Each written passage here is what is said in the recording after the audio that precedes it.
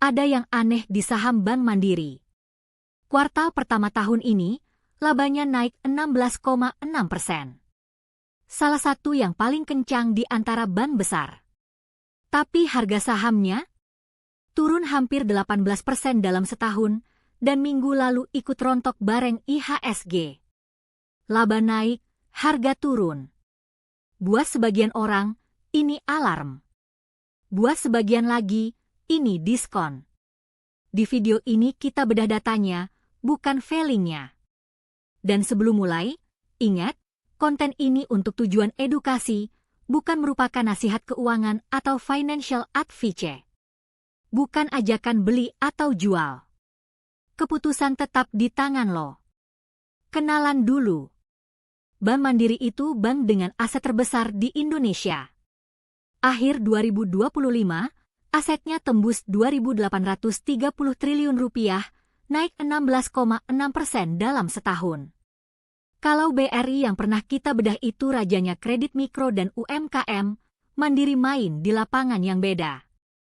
Kredit korporasi dan wholesale. Perusahaan-perusahaan gede, BUMN, pembiayaan proyek. Ditambah satu mesin yang lagi ngebut, aplikasi Livin, by Mandiri yang bikin pendapatan non-bunganya melonjak. Kenapa karakter ini penting?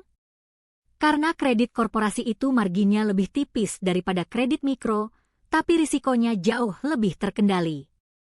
Dan itu kelihatan banget nanti di satu angka yang bakal kita bahas. Rasio kredit macet Mandiri termasuk yang paling rendah di industri perbankan Indonesia. Sekarang kita lihat rapornya. Tahun 2025 penuh, laba bersih Mandiri 56,3 triliun rupiah. Naiknya memang tipis, cuma 0,9% dari tahun sebelumnya. Tapi ingat konteksnya, 2025 itu tahun yang berat buat perbankan. Suku bunga tinggi, ekonomi melambat. Yang menarik justru mesin di baliknya. Kredit tumbuh 13,4% jadi 1.895 triliun rupiah.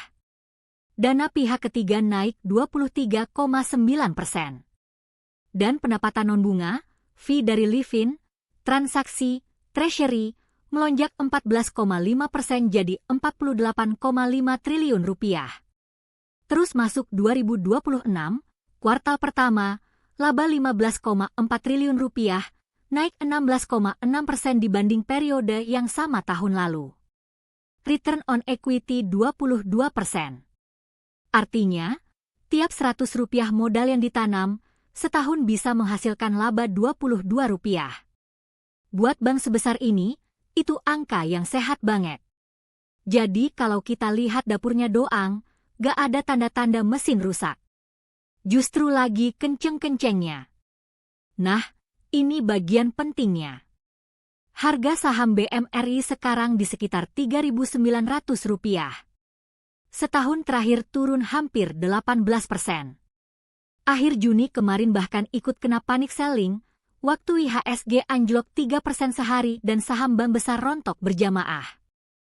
Penyebabnya bukan dari dalam dapur Mandiri, tapi dari luar. Setidaknya ada 4. Pertama, Bank Indonesia naikin suku bunga 3 kali dalam sebulan, sampai ke 5,75%. Dan saham bank memang paling sensitif sama ini, karena biaya dana ikut naik. Kedua, investor asing lagi keluar. Net sell terus-terusan, terutama di saham BUMN. Ketiga, sentimen politik. Isu reshuffle kabinet bikin pasar gugup sama saham plat merah. Dan keempat, dari luar negeri. Tarif impor Amerika 32% untuk produk Indonesia yang mulai berlaku 1 Agustus, bikin pasar was-was soal arah ekonomi. Poinnya gini. Laba naik tapi harga turun, itu artinya pasar lagi menghukum sektornya dan negaranya, bukan perusahaannya. Tapi hati-hati. Ini bukan berarti besok langsung balik. Sentimen kayak gini bisa berlangsung lama, dan harga bisa turun lebih dalam dulu sebelum pulih. Di tengah tekanan kayak gini, ada 2 angka yang bikin BMRI beda. Yang pertama, kualitas aset. Rasio kredit macet alias NPL gross-nya cuma 0,96% di akhir 2025. Dan di kuartal 1 2026 masih terjaga di 0,98%. Bandingin sama BRI yang NPL-nya 3,29% karena main di segmen mikro yang lebih rawan macet. Bukan berarti BRI jelek ya, beda medan aja. Tapi buat ukuran keamanan, angka Mandiri ini kelas 1. Apalagi mereka udah nyiapin dana jaga-jaga alias pencadangan, 2,5 kali lipat dari total kredit macetnya. Konservatif banget. Yang kedua, dividen. Untuk tahun buku 2025, Mandiri bagi Rp476,96 per saham.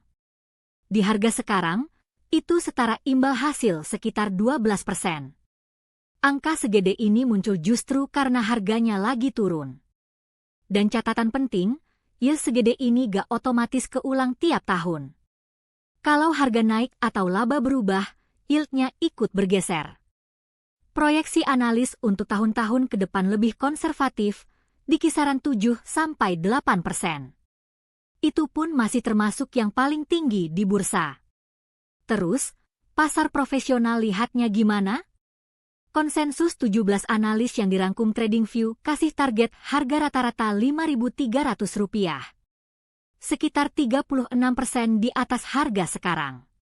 Yang paling pesimis di 3.600. Yang paling optimis, UBS, sampai 7.950.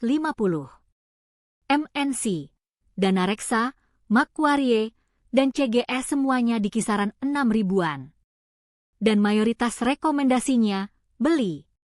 Tapi ingat dua hal. Target harga itu opini, bukan janji. Analis juga sering salah. Dan sebagian besar konsensus ini dibuat sebelum dampak tarif Amerika beneran kerasa di lapangan. Jadi pakai angka ini sebagai salah satu bahan pertimbangan, bukan satu-satunya. Jadi, BMRI hari ini kayak gini. Bisnisnya lagi sehat. Laba kuartalan naik 2 digit, kredit macet rendah di kelasnya, dividen jumbo. Sahamnya lagi murah bukan karena perusahaannya bermasalah, tapi karena pasarnya lagi takut. Suku bunga, asing keluar, politik, tarif. Buat trader jangka pendek, ini zona yang gak nyaman.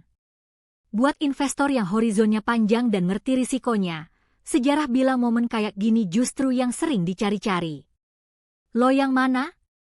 Itu keputusan lo, sesuaikan sama profil risiko lo. Dan sekali lagi, ini edukasi, bukan rekomendasi beli atau jual. Kalau lo mau saham lain dibedah kayak gini, data dulu baru opini, tulis di komentar. Jangan lupa like, subscribe, dan nyalain lonceng notifikasi, biar makin banyak orang Indonesia yang melek finansial. Sampai ketemu di video Move on Finance berikutnya.